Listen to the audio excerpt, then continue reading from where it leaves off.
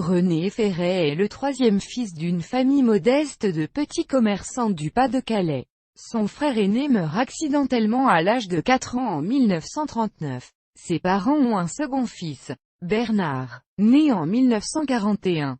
Quand sa mère est enceinte en 1945, elle est persuadée d'avoir une fille. C'est un garçon qui naît et le petit Bernard, ayant entendu souvent parler de ce René parti au ciel, dont la photo trône sur le piano de la salle à manger, décide, quand il apprend qu'il va avoir un petit frère, qu'il s'agit du René qui revient.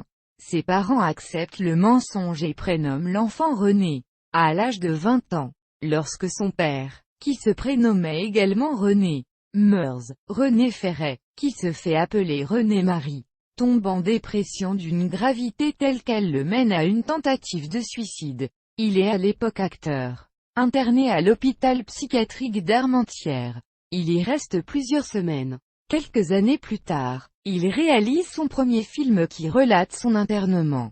Ce film, salué par Michel Foucault, reçoit le prix Jean Vigo ainsi qu'une avance sur recettes sur film terminé qui incite René Ferret à créer une structure de production et à continuer à faire des films.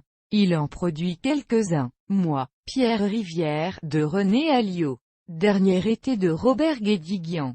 Puis développe une série de films autobiographiques traitant de ses ancêtres, la communion solennelle, de ses parents, baptême, et de son enfance, l'enfant du pays, promenade d'été. 20 ans après Histoire de Paul, il écrit le deuxième volet de cette histoire avec la place d'un autre puis il adapte un texte, retrouvé par Michel Foucault, édité chez Gallimard sous le titre Alexina B, qui devient le mystère Alexina, interprété par le dessinateur de bande dessinée Vuillemin, dans son thriller L'homme qui n'était pas là. 1987. Il joue aux côtés de Claude Jade et Valérie Stre le rôle principal. Charles Hélène. Par la suite, il réalise d'autres films, soit tirés de romans de Doris Lessing, soit de circonstances réellement vécues par des personnes proches. Il a suffi que maman s'en aille, comme une étoile dans la nuit, suivi d'une biographie de Maria Anna Mozart.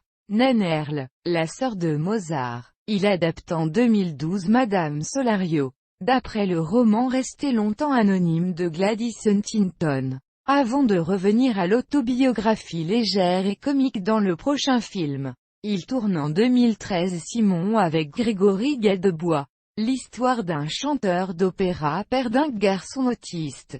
Le film suivant, Anton Tchekhov 1890 avec Nicolas Giraud dans le rôle titre, relate un événement de la vie de l'écrivain qui, à l'âge de 29 ans, décide de tout abandonner pour aller témoigner de la réalité de l'enfermement des bagnards dans l'île de Sakhaline, aidé par son épouse Fabienne qui est aussi la monteuse de ses films. Il produit et distribue toutes ses réalisations.